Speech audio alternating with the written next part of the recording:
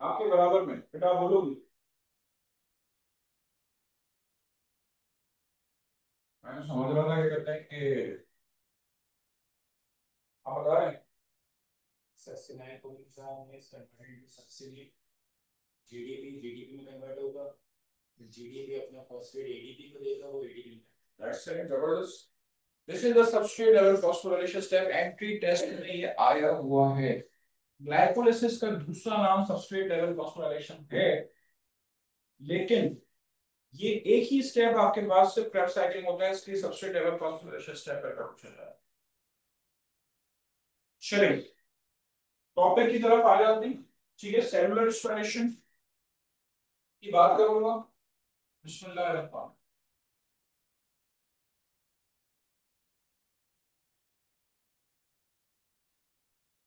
Cellular respiration की तीन steps हैं। Glycolysis, Krebs cycle and electron transport chain. कल दिन कौन सा था, हफ्ता था। ऑनलाइन वाले स्टूडेंट ने तुमने टेस्ट कल कैसे लिए, नहीं किया। देखिए बेटा, मैं आपकी एक बात बताऊं, ये चीज नॉन सीरियसनेस में आती है। ठीक है, ये चीज नॉन सीरियसनेस में आती है। मुझे जो हैरत होती है कि मैं आपको एक हफ्ते पहले मुझसे सेंटर आपने अगर पेपर लिया है, उसका मतलब ये है कि फिर तो गूगल शीट भी बन सकती है एक हफ्ते पहले। ऑनलाइन वाले इसका मतलब इनका पेपर ही नहीं देते। भाई इस बार मेरी बात ऑनलाइन वाले भी सुन रहे होंगे। अगर ऑनलाइन वाले हफ्ते वाला कॉम्प्रिहेंसिव टेस्ट छोड़ आए, तो आप अपने आप को किस जगह पे खड़ा हुआ देखेंगे, मुझे ये बताइए। आप टेस्ट नहीं देंगे तो क्या करेंगे आगे जाके भाई। एप्टीट्यूड टेस्ट जो रेगुलर ले रहे हैं उसके अलावा कुछ भी नहीं है। ये जो मैं आके आपको क्लास में बता रहा हूँ शायद आपके कुछ भी काम नहीं आएंगी, तो यहाँ पे टेस्ट काम आएंगे। कहाँ खड़े हुए होंगे भाई, यानी कि जो ऑनलाइन स्टूडेंट है वो टेस्ट ही नहीं देते। हैरत की बात है, वो घर में आराम करते रहते हैं क्या, या आखिर में आंसर मिल जाते हैं उसमें से चेक कर लेते हैं। आप अपने आप को कैसे इवेलुएट करते हैं।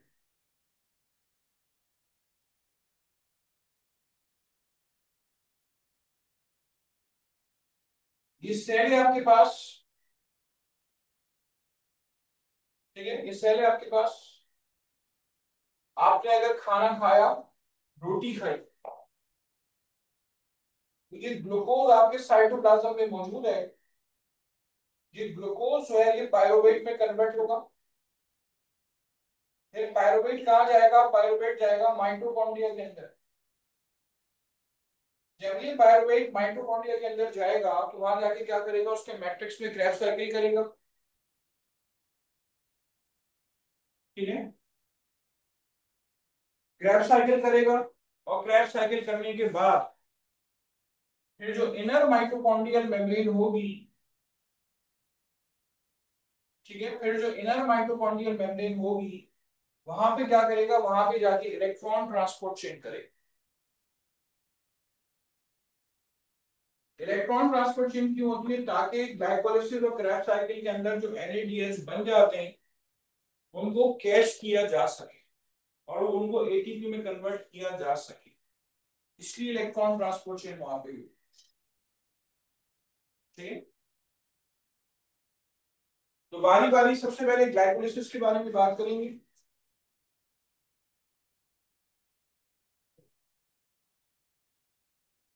ग्लाइकोलाइसिस के स्टेप्स हैं। मैं समझता हूं कि यहाँ पे बैठे हुए हर स्टूडेंट को ग्लाइकोलाइसिस के स्टेप्स याद होंगे, इसलिए मैं बगैर आपसे पूछे मैं खुद लिख रहा हूँ। ग्लूकोज कन्वर्ट होगा अपना टाइम बचाने के लिए। ग्लूकोज कन्वर्ट हो रहा है ग्लूकोज 6 फॉस्फेट में। फ्रक्टोज 6 फॉस्फेट,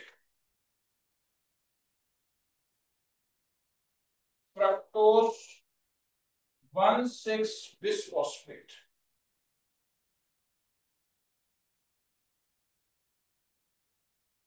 ग्लूकोज में 6 कार्बन है, फ्रक्टोज में भी 6 कार्बन है, तो ये स्प्लिट हो जाएगा। 3 फॉस्फोग्लिसरॉल्डिहाइड के अंदर, ठीक है, 3 फॉस्फोग्लिसरॉल्डिहाइड में स्प्लिट हो जाए।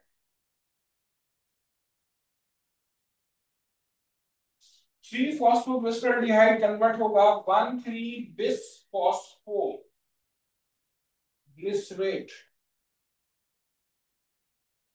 1,3 बिस फॉस्फोग्लिसरेट कन्वर्ट होगा 3 फॉस्फोग्लिसरेट के अंदर।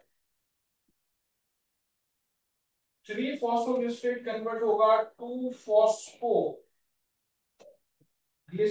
के अंदर। फिर ये कन्वर्ट होगा फॉस्फोइनोल पायरुवेट के अंदर,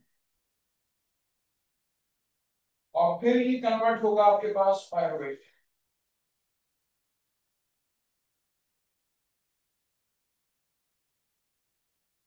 टोटल आपको 2 पायरुवेट के मॉलिक्यूल्स मिले। शुरू का जो पार्ट है ये एनर्जी इन्वेस्टमेंट फेज कहलाता है, ठीक है, एनर्जी इन्वेस्टमेंट फेज। आप यहाँ पे एनर्जी इन्वेस्ट कर रहे हैं, एटीपी कन्वर्ट हो रहा है एटीपी के अंदर, फ्रक्टोज 6 फॉस्फेट फ्रक्टोज 1,6 बिसफॉस्फेट में कन्वर्ट हो रहा है, यहाँ पे एटीपी कन्वर्ट हो रहा है एटीपी के अंदर, ठीक है। शुरू में आपने ये 2 एटीपी क्या किए, शुरू में आपने ये 2 एटीपी इन्वेस्ट कर दी। अब उसके बाद 3 फॉस्फोग्लिसरॉल्डिहाइड कन्वर्ट हो रहा है 1,3 बिसफॉस्फोग्लिसरेट के अंदर। यहाँ पे क्या होगा, NAD प्लस जो है कन्वर्ट होगा NADH के अंदर। उसके बाद यहाँ पे एक ADP कन्वर्ट होगा ATP के अंदर, और यहाँ पर भी एक ADP ATP के अंदर कन्वर्ट।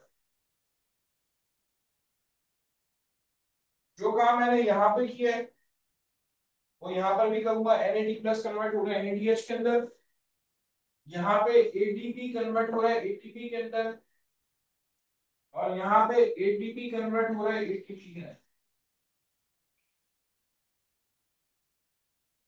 ठीक है, ATP कन्वर्ट हो रहा है ATP के अंदर। तो 2 NADH बन रहे हैं, 1 2 3 4 4 ATP बन रहे हैं, और शुरू में सिर्फ 2 ATP खर्च हो रहे हैं। तो इन सारों का हिसाब किताब जो है मैं यहाँ पे लिख रहा हूँ। एटीपी यूज्ड आपके पास 2 है, NADH प्रोड्यूस्ड 2 है, एक NADH 3 में गैस होता है 2 3 6, और एटीपी फॉर्म कितने, 4, 6 और 4 10, 10 में से 2 माइनस करेंगे ये आपको मिल गया 8। यानी कि आप एक्सपेक्ट कर रहे हैं कि ग्लाइकोलाइसिस कंप्लीट होगी तो आपके पास 8 एटीपी बनेंगे, ठीक है। ग्लाइकोलाइसिस कंप्लीट हो रही है तो नेट एटीपी गेन आप एक्सपेक्ट कर रहे हैं कि 8 एटीपी बने मोस्ट लाइक। ओके, अच्छा अब इसके बारे में जरा सुन लें। पायरुवेट के मॉलिक्यूल्स 2 मिलते हैं आपको। इन पायरुवेट की खास बात यह है कि ये 3 कार्बन कंटेनिंग हो,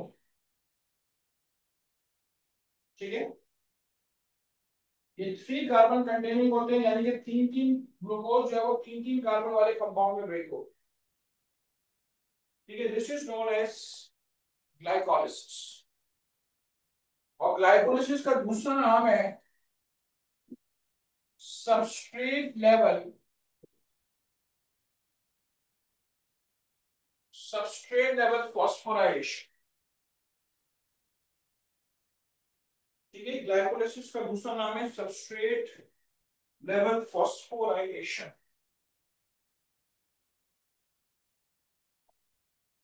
ठीक है। सबस्ट्रेट लेवल फॉस्फोराइलेशन क्यों कहते हैं, देखिए इसमें ये जो सबस्ट्रेट है, सबस्ट्रेट ये रहा, इस लेवल पे क्या होता है, एटीपी बन जाता है, ठीक है। इस लेवल पे एटीपी बन जाता है बगैर इलेक्ट्रॉन ट्रांसपोर्ट के, इसलिए इसको सबस्ट्रेट लेवल फॉस्फोराइलेशन। और यहाँ कुछ चीजें अगर आप लैंडमार्क ध्यान में रख लेंगे तो आपको याद करने में आसानी होगी। जो फॉस्फोग्लिसरॉल्डिहाइड होता है उसके अंदर डबल बॉन्ड होते हैं, जब वो टूटते हैं तो इतनी एनर्जी रिलीज होती है कि 3 एटीपी वाला NADH बन जाता है, और ये देखें यहाँ पे फर्स्ट पोजीशन पे भी फॉस्फेट था, थर्ड पोजीशन पे भी फॉस्फेट था, इसमें से एक पोजीशन पे निकल गया, फर्स्ट पोजीशन वाला निकल गया, तो अब क्या हुआ, वो एडीपी कन्वर्ट करा देता है एटीपी के अंदर। यहाँ देखिए इसका फॉस्फेट निकल गया, यहाँ फॉस्फेट नहीं है, तो वो फॉस्फेट एटीपी के साथ ऐड हुआ, उसने क्या किया, उसने एटीपी की फॉर्मेशन कर दी। ठीक है,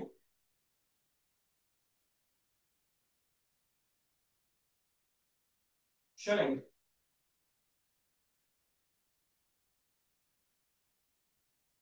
बाकी बातें। मैंने आपको न्यूट्रिशन में बोला very very, I can not, मैं नहीं कर सकता, मैं नहीं कर सकता। तो ये जितने स्टेप्स हैं इनमें एंजाइम्स हैं, इनमें एंजाइम के तौर पे, को एंजाइम के तौर पे विटामिन बी 1 इस्तेमाल होता है। ठीक है, कुछ स्टेप्स पे विटामिन बी 1 इस्तेमाल होता है। ये विटामिन बी 1 जो है, ये एज अ को एंजाइम यहाँ पे काम करता है। ठीक है, ये विटामिन बी 1 एज अ को एंजाइम जो है वो यहाँ पे काम करता है। तो हम कह रहे हैं कि अगर विटामिन बी 1 की डेफिशिएंसी हो जाए, उसकी वजह से क्या होता है, वेरी वेरी होता है। ठीक है, क्योंकि फिर ग्लाइकोलाइसिस नहीं होगी तो क्रेब्स साइकिल नहीं होगी, या उस रेट के साथ नहीं होगी, तो इसलिए आपके पास वेरी वेरी हो जाता है। चलिए, और क्या बात इससे रिलेटेड है, ग्लाइकोलाइसिस से रिलेटेड है। और ठीक है, अच्छा यहाँ पे अगर 3 फॉस्फोग्लिसराइड को स्टोर होना है, तो ये डाइहाइड्रोक्सी एसीटोन फॉस्फेट के अंदर कन्वर्ट हो जाता है। ठीक है, ये रिवर्सिबल रिएक्शन होता है अगर उसको स्टोर होना होता है, यानी कि ग्लाइकोलाइसिस का रेट अगर कम ज्यादा हो रहा है, उसको जमा करना है, क्रैब साइकिल उतनी फास्ट फीड से नहीं हो रही, ऐसी सूरत में वो जिस फॉर्म में स्टोर हो सकता है, वो आपके पास डाइहाइड्रोक्सी एसीटोन फॉस्फेट की फॉर्म में स्टोर हो सकता है। चलिए इसको नोट करें।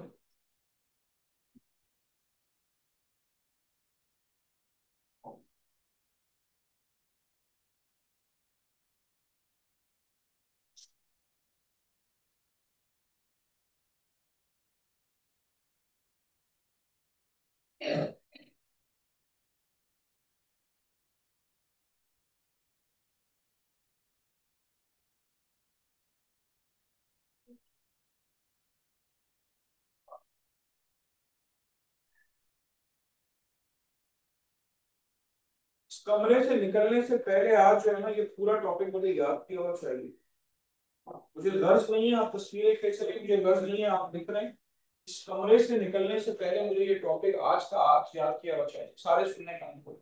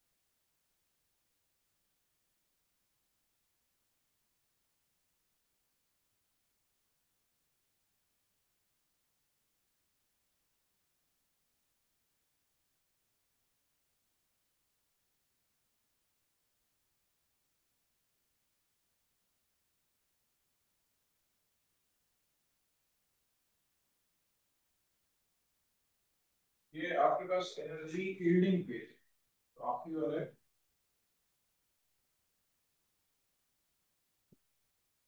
यहाँ पे आपको डायरेक्शन मिल रहा है।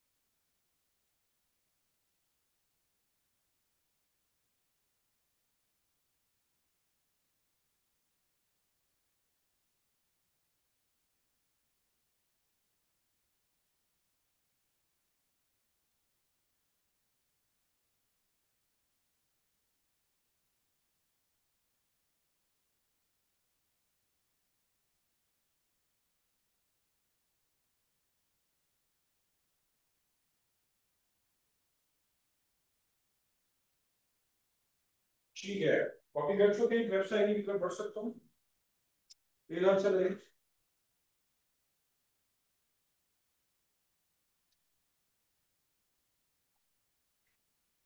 हर वो सेल जिसमें माइटोकॉन्ड्रिया नहीं है उसमें ग्लाइकोलाइसिस हो सकती है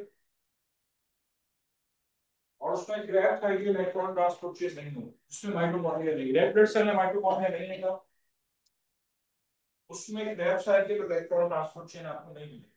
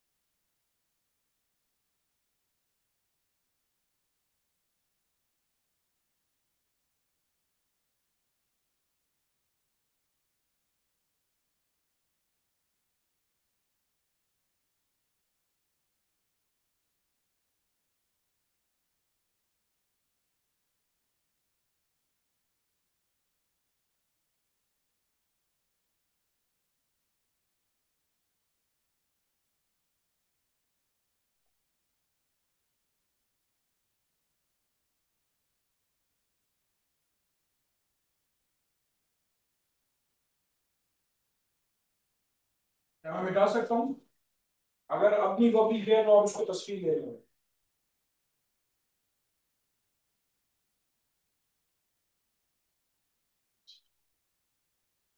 Okay, now moving towards Krebs cycle.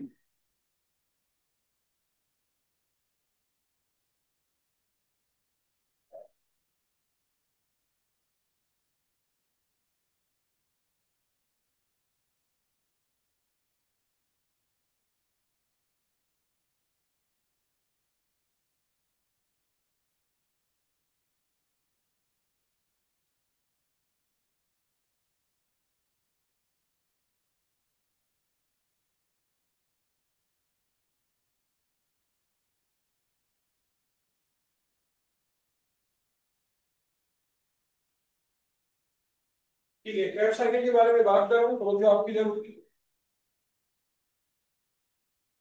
ये पायरुवेट माइटोकॉन्ड्रिया के अंदर चले गए। ये कार्बन डाइऑक्साइड रिलीज हुई, वो एंजाइम ए ऐड हुआ, ये एसिटाइल कोए यानी कि दो कार्बन वाले कंपाउंड में कन्वर्ट हो। अब एसिटाइल कोए जो है पहले से मौजूद चार कार्बन वाले कंपाउंड से कंबाइन होगा, उसका नाम है ऑक्सैलो एसीटेट।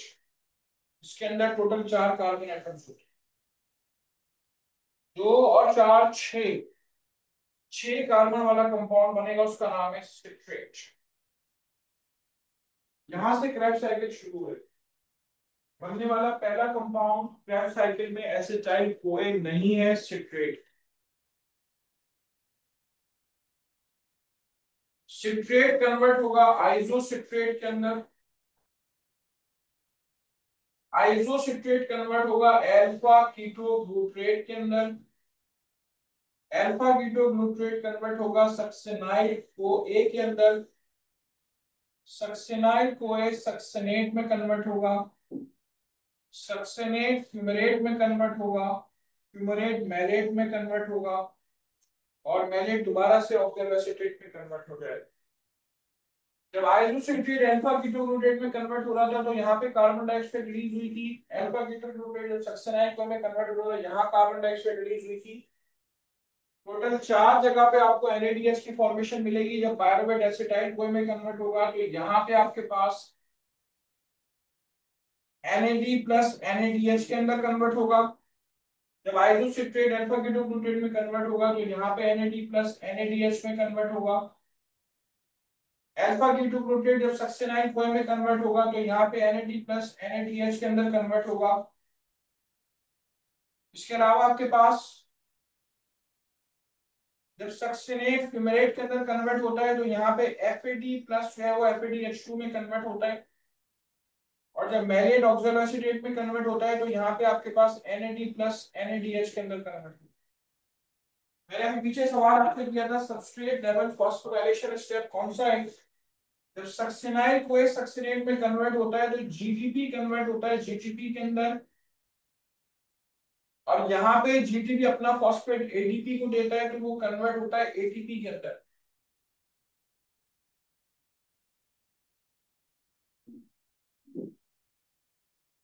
ठीक है, तो this is the Krebs cycle. बनने वाला पहला कंपाउंड सिट्रिक एसिड है, इसलिए आप इसको सिट्रिक एसिड साइकिल का नाम देते हैं। और ये जो सिट्रिक एसिड नजर आ रहा है इसके अंदर तीन कार्बोक्सिलिक एसिड ग्रुप्स मौजूद होते हैं जो तीन कार्बन से जुड़े होते हैं, इसीलिए आप उसको जो है वो ट्राई कार्बोक्सिलिक एसिड साइकिल का भी नाम देते हैं। ठीक है, ट्राई कार्बोक्सिलिक एसिड साइकिल जो है इसका नाम दे रहे हैं।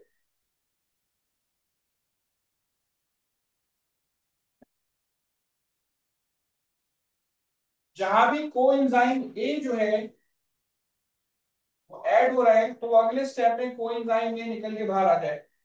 यहाँ पे एसिटाइल कोए है तो ये कोएंजाइम ए यहाँ से निकल के बाहर आ जाए।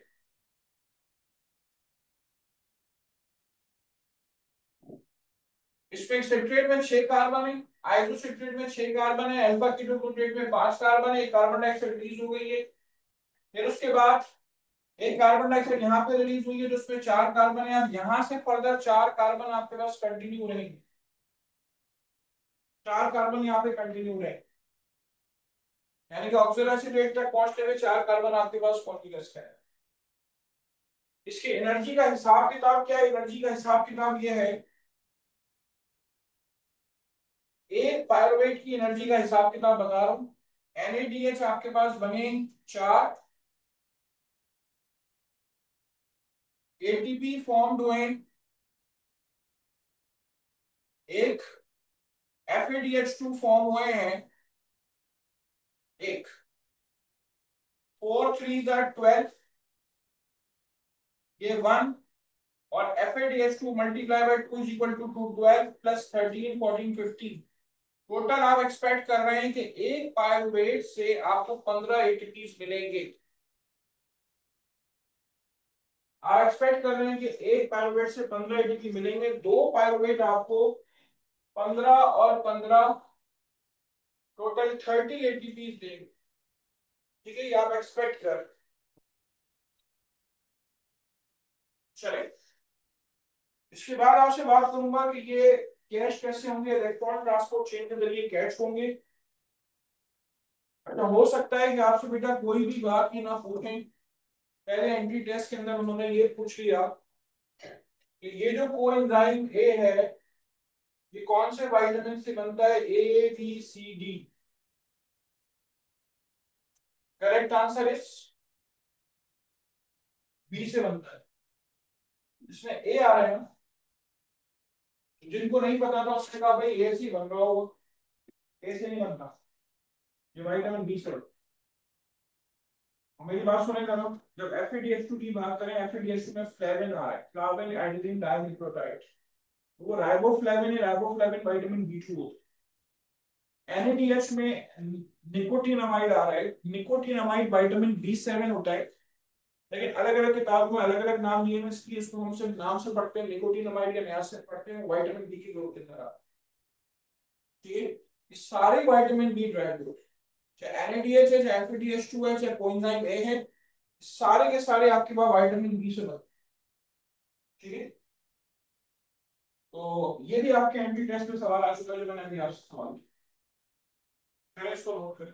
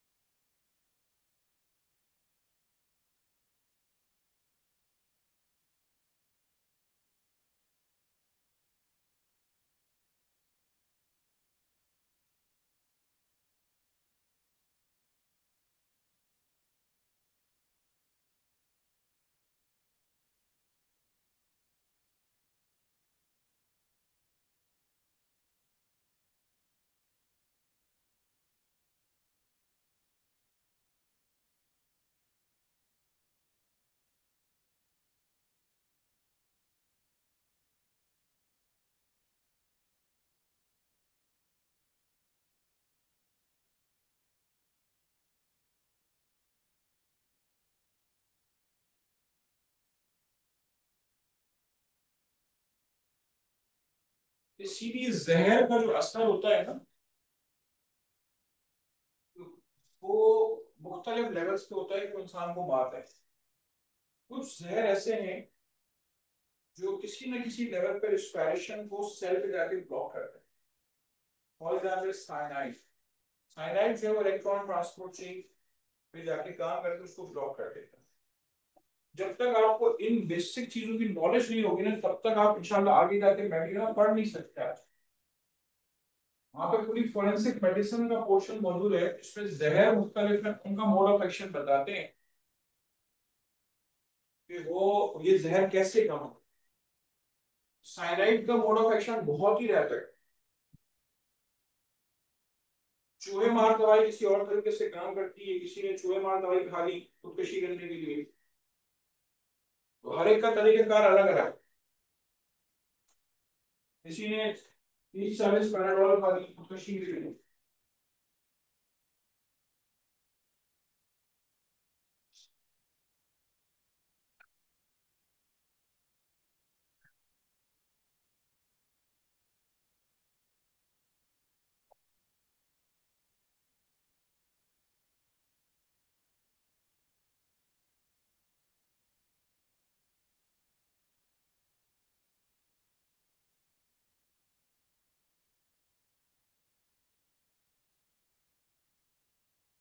अगर पढ़ने में बेटा मसला हो रहा है, आप मुझसे पूछो कहाँ पे मसला हो रहा है, आप नाम बोलो मैं बताऊंगा आपको। सिट्रेट कन्वर्ट हो रहा है आइसोसिट्रेट में, अल्फा न्यूक्लियोटाइड में।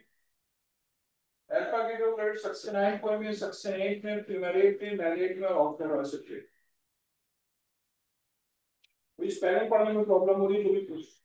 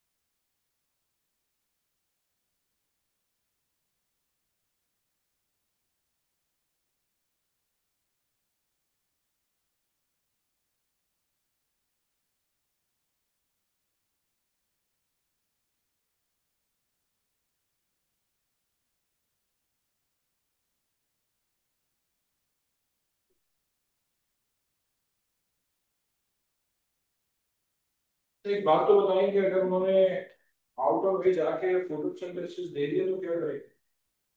जब इसको कॉपी करने में इतनी देर लग रही है तो आपको समझ में आता ही नहीं है। उन्होंने फोटोसिंथेसिस दे दिया तो क्या करें? मसला नहीं, क्या करें?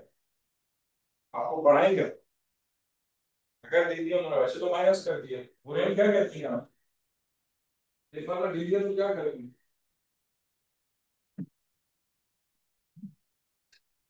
प्रोटेस्ट करेंगे वो।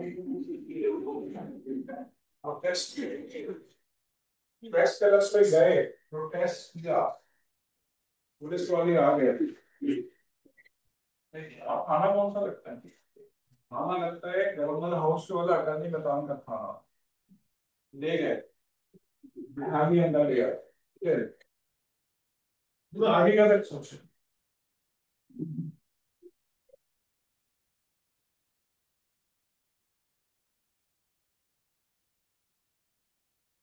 गवर्नर साहब को खबर मिली गामा किशोर था, फिर क्या होगा? ये गलत नहीं कह रहे। 2-4 साल पहले जो क्वेश्चंस की मिस्टेक्स थी उसमें बकायदा गवर्नर साहब से मीटिंग भी मैं रखा चुका हूँ स्टूडेंट्स की, कि वो अपना प्रोटेस्ट बिल्कुल उनको फेस टू फेस रिकॉर्ड करवा सके। वो तो कामत साहब नहीं थे, उस लोग होते इमरान खाई साहब गवर्नर सेंड के लोग, तो लोग पीटीआई मूवमेंट, क्योंकि पूरे महीने टेस्ट हो रहे थे।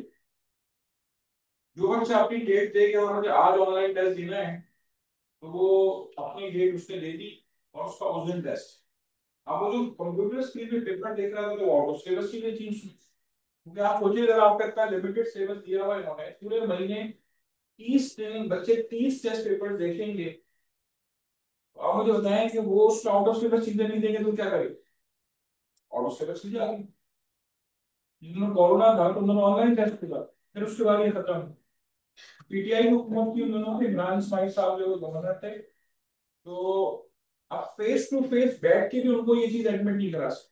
प्रोटेस्ट की बात की आपने, प्रोटेस्ट तो यहाँ पे नजर आ रहे हैं, लेकिन इनकी मीटिंग रखवाने के बावजूद जो पढ़ने वाले स्टूडेंट है आपसे हमें मीटिंग कर ले जाए तो भी फायदा नहीं।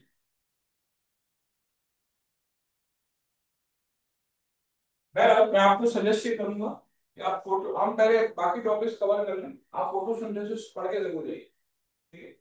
चलिए इलेक्ट्रॉन ट्रांसपोर्ट चेन की बात करना शुरू कर दूं, कर लिया नोट बेटा आपको? ये लिखा रहेगा, मैं मिटा इसको नहीं रहा हूं, ठीक है? इलेक्ट्रॉन ट्रांसपोर्ट चेन आपको बता रहा हूं। ये देखिए,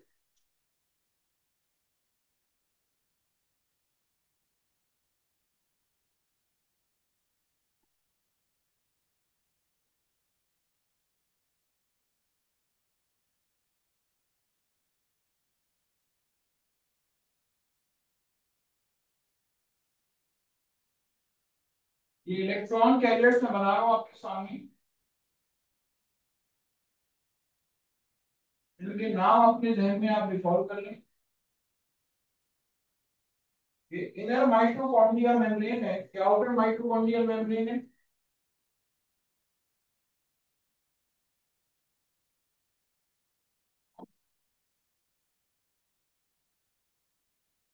और ये इनर माइटोकॉन्ड्रियल मेम्ब्रेन,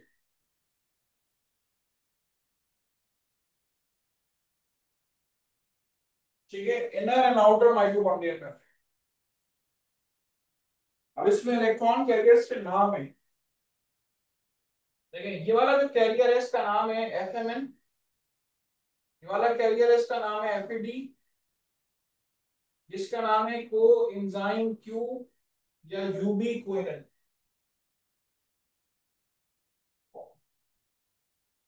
बेटा इधर देखो, तवज्जो दो। साइटोक्रोम बी एंड सी1, फिर ये मौजूद है क्या? साइटोक्रोम सी, फिर ये मौजूद है साइटोक्रोम ए एंड ए3। नजरें आपकी बोर्ड पे होंगी, मैं नाम रिपीट करूं। सबसे पहला कैरियर एफएमएन, उसके बाद एफओडी, एफओडी के बाद कोएंजाइम क्यू, इसका दूसरा नाम है यूबिक्विन, फिर मौजूद है साइटोक्रोम बी एंड सी1, फिर मौजूद है साइटोक्रोम सी, फिर मौजूद है साइटोक्रोम ए3। ये आपके इलेक्ट्रॉन कैरियर्स हैं। क्यों, किस काम के इलेक्ट्रॉन कैरियर? देखें यहाँ पे जो NADH बने हैं ना और FeDH2 बने हैं, इनको कैश करना है। तो ये कहाँ पड़े हुए हैं? देखें ये यहाँ पड़े, क्रैश साइकिल में राउंड यहाँ हो गया है, तो ये यहाँ पड़े, इनको कैश होना है, ठीक है? और ये देखें यहाँ पे मौजूद है ATP सिंथेज कॉम्प्लेक्स। अब जरा गौर से सुनिएगा, NADH आया, इस FMN से कंबाइन हुआ, टूट गया, टूटने पे 2 इलेक्ट्रॉन रिलीज हुए, वो इसको मिले। अब यहां से इलेक्ट्रॉन जाएंगे कोएंजाइम क्यू के पास, और यहाँ पे 2 हाइड्रोजन आइन इनर कंपार्टमेंट से आउटर कंपार्टमेंट में मूव करें। फिर ये 2 इलेक्ट्रॉन्स कहाँ गए? अगले कैरियर के पास गए, नाम है आपके पास साइटोक्रोम बी एंड सी1। तो यहाँ पर भी 2 हाइड्रोजन आइन इनर कंपार्टमेंट से आउटर कंपार्टमेंट में मूव करेंगे, फिर 2 इलेक्ट्रॉन साइटोक्रोम सी के पास जाएंगे, फिर 2 इलेक्ट्रॉन साइटोक्रोम ए और सी के पास जाएंगे। यहाँ पर भी दो हाइड्रोजन आयन इनर से आउटर कंपार्टमेंट में मूव करे। यानी ये जो बड़े कैरियर्स मैंने बनाए हैं ये रिस्पॉन्सिबल है कि दो हाइड्रोजन आयन इनर से आउटर कंपार्टमेंट में मूव करवा सकें। फिर फाइनली ये जो दो इलेक्ट्रॉन है जो मैंने आपसे शुरू में सवाल किया था ऑक्सीजन के पास जाएंगे हाइड्रोजन आयन से कंबाइन होंगे अल्टीमेटली क्या बनाएंगे वाटर बनाएंगे। ये आपके पास इलेक्ट्रॉन ट्रांसपोर्ट है। अब देखें होगा क्या जब इतने हाइड्रोजन आयन यहाँ जमा हो गए आउटर कंपार्टमेंट में तो यहाँ के पूरे एरिया की पीएच एसिडिक हो जाती है। और देखें यहाँ पे हाइड्रोजन आयन ऑक्सीजन से जुड़ गए तो फ्री हाइड्रोजन आयन कम हो गए इस वजह से भी आपके पास ये वाली जगह ज्यादा एसिडिक हो गई बेसिक हो गई। तो ये दो हाइड्रोजन आयन यहाँ से यहाँ एटीपी सिंथेस कॉम्प्लेक्स की मशीनरी से गुजरेंगे इसकी मशीनरी ड्राइव होगी एनर्जी जनरेट होगी वो क्या करेगी एटीपी को फॉस्फेट से जोड़ेगी एटीपी बना देगी। फिर ये दो हाइड्रोजन आयन यहाँ से यहाँ मूव करेंगे एक और एटीपी बन जाएगा। फिर ये दो हाइड्रोजन यहाँ से यहाँ मूव करेंगे तीसरा एटीपी बन जाएगा। इस तरह से आपके पास टोटल 3 एटीपी की फॉर्मेशन है। ठीक तो एक NADH कैश हो रहा है 3 एटीपी से। अब आइए FADH2 को देख रहे हैं देखेंगे यहाँ क्रैब साइकिल में जो FADH2 बना है वो FADH2 आएगा FAD से कंबाइन होगा टूट जाएगा दो इलेक्ट्रॉन इसको मिल जाएगी वो दो इलेक्ट्रॉन इसको लेगा कोइंजाइम Q को फिर वो देगा साइटोक्रोम B एंड C1 को यहाँ दो हाइड्रोजन इनर से आउटर पुश करेंगे। फिर साइटोक्रोम C के पास जाएगा फिर साइटोक्रोम A और AC के पास जाएगा यहाँ दो हाइड्रोजन इनर से आउटर पुश करेंगे फिर ये दो इलेक्ट्रॉन ऑक्सीजन के पास जाएंगे हाइड्रोजन से कंबाइन होंगे वाटर बनाए। ये दो हाइड्रोजन एटीपी सिंथेस कॉम्प्लेक्स से गुजरेंगे एक एटीपी बनेगा ये दो हाइड्रोजन गुजरेंगे दूसरा एटीपी बनेगा इस तरह से ये एक FADH2 दो एटीपी के अंदर कैश हो गया। This is known as electron transfer। ठीक है अब अगर हिसाब किताब देखें तो नेट एटीपी ग्लाइकोलाइसिस के थे 8 और 15 और 15 30 टोटल 38 हो रहे हैं। तो 38 नहीं मिलेंगे 36 मिलेंगे। दो एटीपी कहाँ लॉस्ट हो गए वो ब्लैक तो बना है ना हम्म, वो माइटोकॉन्ड्रियल मेम्ब्रेन का ऐसा ही है एस्ट्रो में कन्वर्ट होगा गुड दो NADH छेड़ देते हैं दो NADH चार 6 - 4 दो लॉस होगी। गुड जो ग्लाइकोलाइसिस के NADH बने हैं वो दो है ये माइटोकॉन्ड्रिया की दीवार को क्रॉस नहीं कर सकते। तो ये क्या करते हैं अपने इलेक्ट्रॉन्स यहाँ मौजूद FAD को ले लेते हैं यहाँ पे आते हैं और FAD को ले लेते हैं FADH2 में ये कन्वर्ट हो जाता है। अब दो NADH से दो FADH2 तैयार हो गए जब वो यहाँ पे कैश होंगे तब आप देखेंगे दो एटीपी इसलिए कम मिलते हैं। तो ग्लाइकोसाइडोसिस वाले NADH हैं कैसे मिलता हूँ कैसे नाम बर्बाद कर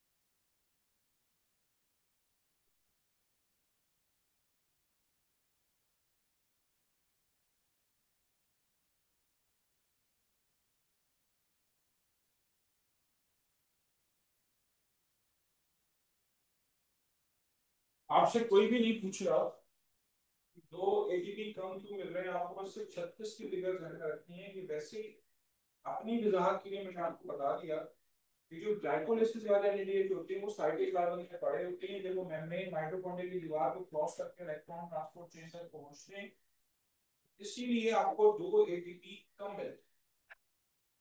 ठीक है, और जो मैंने यहाँ पे फ्लो चार्ट बनाया है, मैं एक काम करता हूँ, यहाँ पे आपको इलेक्ट्रॉन ट्रांसपोर्ट चेन का फ्लो चार्ट भी ज्यादा देर नहीं लगेगी, मैं बना देता हूँ, उससे ये होगा कि आपको आसानी रहेगी। ये देखें, ये आपके पास मौजूद है एफएमएन, ये मौजूद है cytochrome b and c one, ये मौजूद है cytochrome a and a three, यहाँ बीच में कोएंजाइम क्यू है, यहाँ पे साइटोक्रोम सी है, ये देखिए ये NADH आया, NAD प्लस में कन्वर्ट हुआ, यहाँ पे एक एडीपी एटीपी में कन्वर्ट हुआ, फिर यहाँ पे आपके पास एक एडीपी एटीपी में कन्वर्ट हुआ, यहाँ पे आपके पास एक एडीपी एटीपी में कन्वर्ट हुआ, और अल्टीमेटली यहाँ पे ऑक्सीजन जो है ये वाटर बना दे। ठीक है, this is the whole electron transport chain.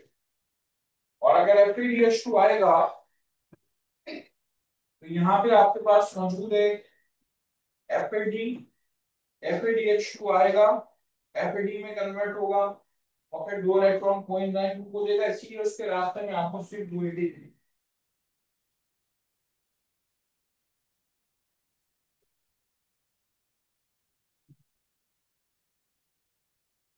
अगर एमबीबीएस की किताब भी उठा लेंगे ना इलेक्ट्रॉन ट्रांसपोर्ट चेन के लिए, तो जो खौफनाक इलेक्ट्रॉन ट्रांसपोर्ट चेन बताई हुई है, इंसान कहता है छोड़ो कौन आता है।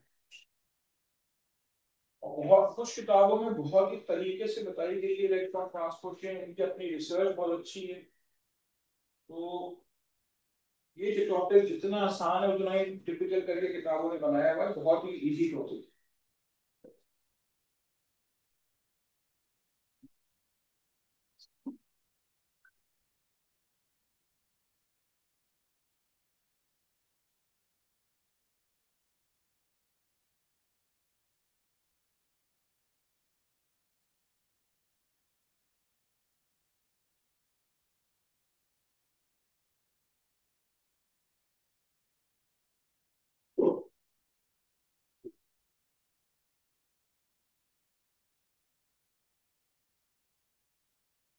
मुझे उस वक्त आपका टेस्ट भी शुरू कराना है। अच्छा, ये जितना भी आपने इलेक्ट्रॉन ट्रांसपोर्ट चेन के अंदर इवेंट देखा है ना, तस्वीर खींचने में कोई बात नहीं होगी, अभी सुना के जाओगी तुम आज ये सब जितना भी है। ठीक है, जरा लिख लो फटाफट, टाइम दे रहा हूँ 10 मिनट दे रहा हूँ याद करने के लिए, सबको दे रहा हूँ मैं। इसको ऑक्सीडेटिव फॉस्फोराइलेशन भी बोलती है। ये जो इलेक्ट्रॉन ट्रांसपोर्ट चेन के जरिए आपने एटीपी के बनने को देखे ना, फॉस्फोराइलेशन का मतलब होता है एडिशन ऑफ फॉस्फेट। ठीक है, ये